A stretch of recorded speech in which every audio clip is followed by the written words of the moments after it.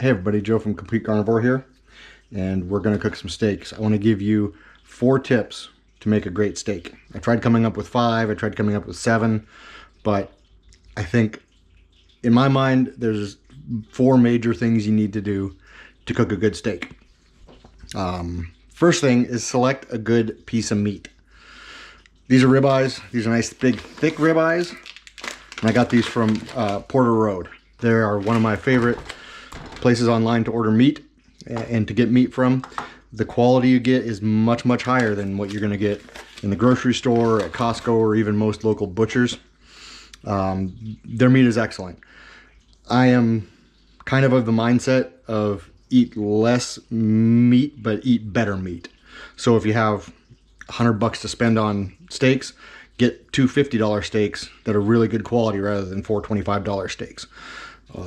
Or whatever the budget is, whatever the price is. So eat better meat, but you're probably going to end up eating a little less meat. So I'd rather have 1 really good steak than 2 or 3 mediocre steaks. Porter Road is like I said, they're a place you can order online. Their prices are good. These steaks, again, these are about 2 pounds. What's this one's 2.15? I think this is 2.24 pounds. Yeah. 2.24 pounds, a little over 2 pounds. I think they're $75 or so. So they're kind of expensive. They're normal ribeyes, about 1 pound ribeyes, I think, are kind of in the $35 range, somewhere around there. So they're cheaper than like some of the American Wagyu places. They're obviously more than you're going to spend at the butcher store. So you're looking, this would be like what, 37, 38 bucks a pound. A good prime steak at a butcher shop's nowadays going to run you about 25 bucks a pound. So it's more expensive than you're going to spend at a butcher store. It's more expensive than $13, $14 a pound choice beef you're going to find at your local grocery store. But the quality is there. It is delicious. I've done side-by-side tests with Porter Road and a number of other online butchers, and they consistently have better meat. Again, they work with small family farms. They're based out of, I believe they're in Kentucky. So they work with farms around that region, Kentucky, Tennessee area. So it's not a big factory farm. They're not grass-fed or anything. They're normal. They're out in the pasture most of their lives, and they're finished on grain. But the quality of meat is excellent. I mean, this one here looks particularly beautiful. It's got a nice big cap here. The marbling on it's great. I mean, this one looks great as well. Has a little more exterior fat. These are bone-in steaks. I don't really have too much of a preference between bone-in and non-bone-in. They're both good. They both can taste great. In some ways, you get a boneless one, you're not paying for the bone. So that's good. But having the big bone on there, it always looks nice. It always makes for good pictures and a good presentation. So again, the first step is get a good steak. If you can only get the stuff at your grocery store, that's great. Look for a good one. Look for one with good marbling. If you're getting a ribeye, try to find a big cap, which is this muscle here. This one is a little bit bigger than this one. This is some of the best meat on a steer. So if you're looking at a New York strip, find one with good marbling. You don't want anything that's crooked and cut all wonky. Porter Road does a great job butchering their animals. It's nice smooth cuts, nice even cuts. Everything I've had from there has been very good. Their flank steak is one that I particularly enjoy. So get a good piece of meat to start. It's gonna pay off in the long run. You're gonna have a great tasting steak. It's gonna be a much better experience than if you're trying to skimp on a cheap piece of meat. There's a place for cheap pieces of meat. There's something to be said for just going to the store and buying a $10 steak and throwing it in your pan and cooking it.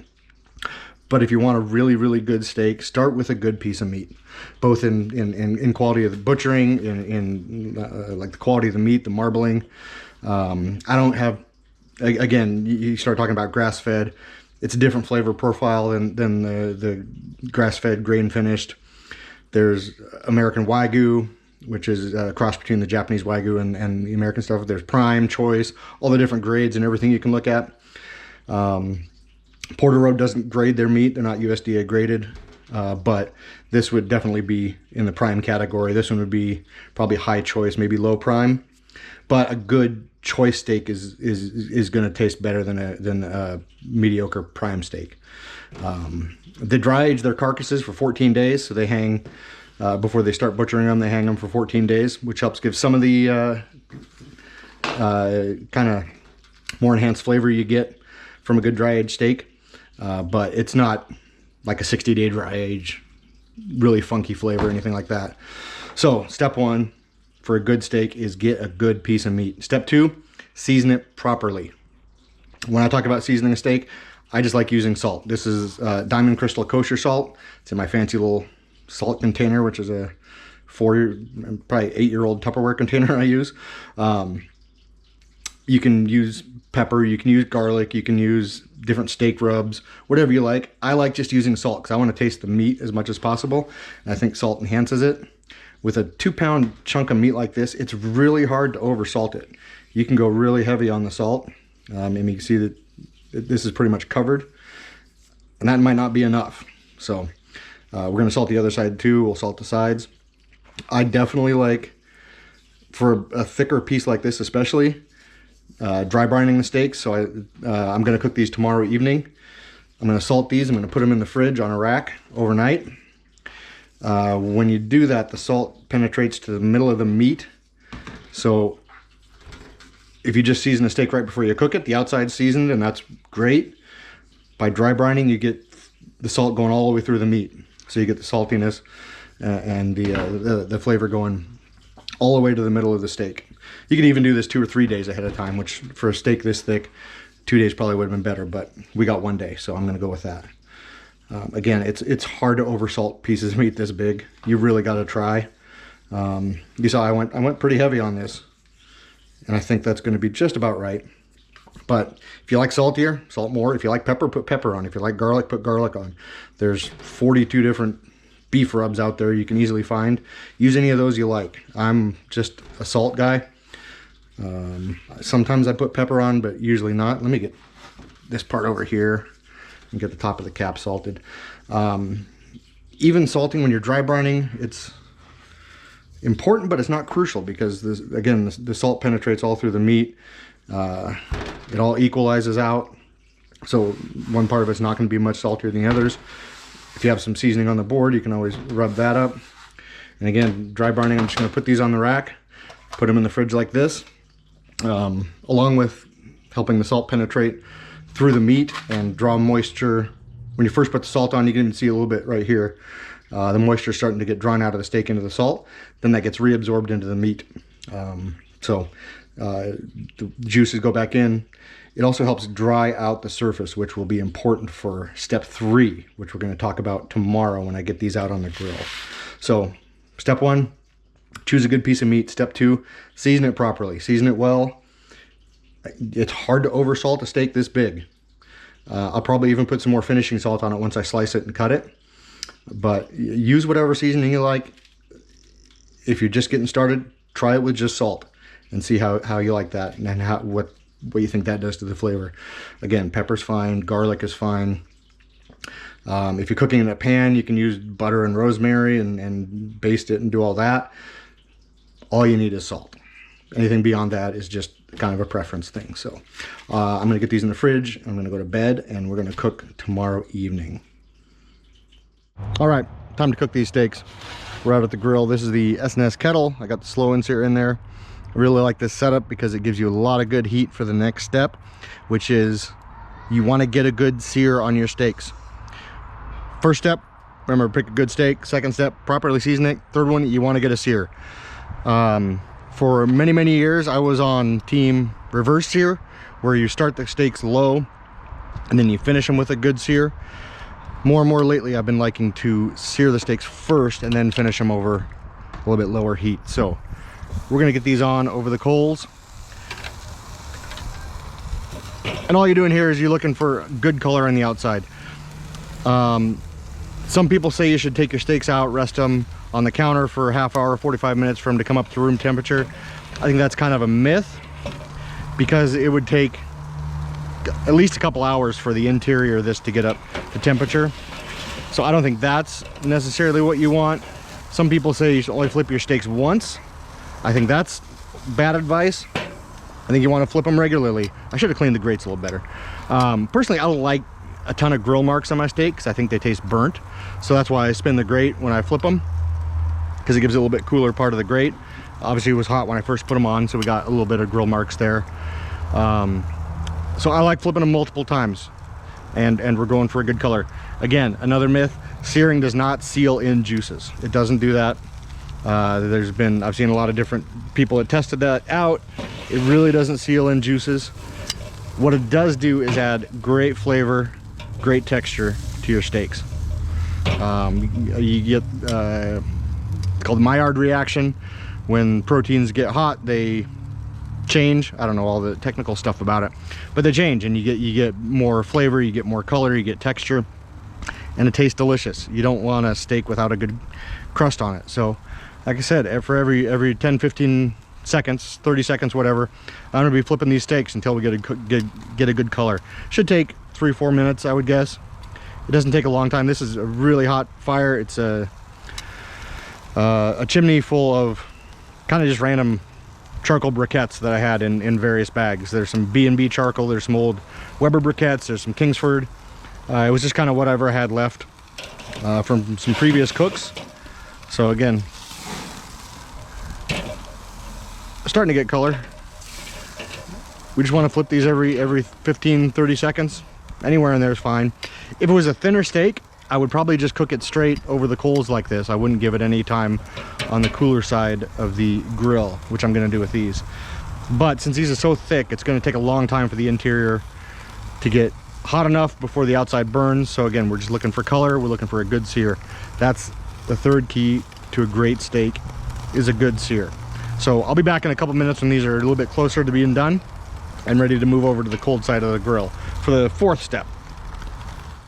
All right, we're a few minutes in here and we're getting good color on that. Starting to get a little bit of a crusty feel to it, and that's kind of what we want. Let's flip these over. Yeah, that side's looking really good. That side's looking really good. So yeah, you can see we get some of the crusty bits right there. That's about where I want it. You can go a little further if you want. But yeah, we just need a good sear on these. Again, it gives flavor, gives texture.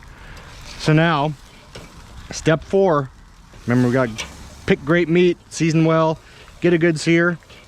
And now the fourth step is nailing the internal temperature. And that's a preference thing. For good, well marbled ribeyes, honestly, you can go to 140 and it's still going to be extremely juicy and delicious. I want to try to get these, I'll probably pull them about 125, and there'll be some carryover cooking. But we're going to use a ThermoWorks smoke. It's a great thermometer. We're going to put a probe in these steaks, and that way they can just sit over here on the cool side of the grill and go until they're done. So let's get this. Want to try to get the thermometer kind of right in the middle, so right about there. Slide that in, and let's get the other probe in. See, right now internal temperature is only about, we're looking at 57 degrees, so it's still got a ways to go. We want to get it, like I said, up to 120. It kind of depends on how long you plan on resting your steaks. I've seen a couple, some people love resting their steaks, some people love not resting their steaks. If you rest, the juices don't really redistribute. You don't lose that much more juice, but there's carryover cooking. So if your steaks, if you pull them at 120, the outside's going to be hotter than 120. That heat's going to go to the middle, and it's going to have carryover cooking, so it's going to get hotter than you want. So it's a whole debate whether you want to pull your steaks closer to done, if you want to give them more rest. I kind of base it on what else we're having for dinner and how that's going. If the potatoes still need a little bit longer to cook, I'll pull the steaks off a little bit sooner and give them a little more carryover cooking. If everything's done and we just want to get food on the table, nothing wrong with taking a nice hot steak straight from the grill, putting it on the table, cutting it. You're going to lose some juice onto your plate, but that juice is all going to get soaked up by your potatoes and your bread and everything else too. So we want to nail the internal temperature. A thermometer, a good thermometer, is the best way to do that. And again, I like the ThermoWorks Smoke X4. Has 4 probes. This is great for doing briskets, pork butts, all that, cooking like that, and doing low and slow. It's also good for just measuring the temperatures on stuff like this. And once we start getting closer, I'm going to spot check with my ThermaPen 1. It's instant read thermometer. It reads in less than a second. So we're getting accurate temperatures all the way through. We can check multiple spots. So I like using this as kind of a general guide on where we want to be, and then once we get closer, I use this to pull it off at just the right time. So we want to nail the internal doneness. If it's too raw, it's not good. If it's overdone, it's not good. So you got to figure out what you like for a steak and try to shoot for that temperature. So again, I'm shooting for about 120, 125, and we'll start checking it. I don't know how long it's going to take. I would guess 20 minutes, half hour over here. I'll probably close the vents down a little bit to get the heat down a little bit more, so the outsides don't get too done, but we will come back in a bit and check these. All right, we're looking at 120, 125 in here. Let's take some temperatures. Yeah, I think we're ready to go. Let's pull these probes out. And again, these will carry over. There'll be some carryover cooking. Everything else is pretty much done. I'm just going to give these one last little flash for a sear on here. Then I'm going to pull them off. We're going to rest them for just a few minutes while we get the rest of dinner ready. Let's give these a flip. And we'll cut these up. We'll let you see what they look like. Again, 4 tips for a good steak. Pick a good steak, season it well, get a good sear, and nail the internal temperature. Get the right doneness. Let's get the edges. Let's get that edge. Get a nice crispy, fatty edge. That'll be good. Again, resting, I can go either way on it. You can rest it, you cannot rest it. The more you rest, the more carryover cooking you have to give it. So you want to pull it a little bit sooner. I am not, well, I want to put these here. I'm not too worried about I'm not too worried about juices running out on my plate because I got potatoes and bread to soak it up. So those are a couple of really good looking steaks. They got good color on them. The internal temperature is going to be good. Give me like 2 or 3 minutes. Just give these a little bit of a rest, and then we'll slice into these, and we'll take a taste and see how we nailed it. Go. All right, let's cut into one of these. Let's see how we did. See how this steak is. Again, if the seasoning's off, we can always add some more salt. This doesn't show up well in this light, but that is very good. Edge to edge pink. Let's take a little slice here. Cut a piece off. That looks like a wonderful steak. This is gonna be so good.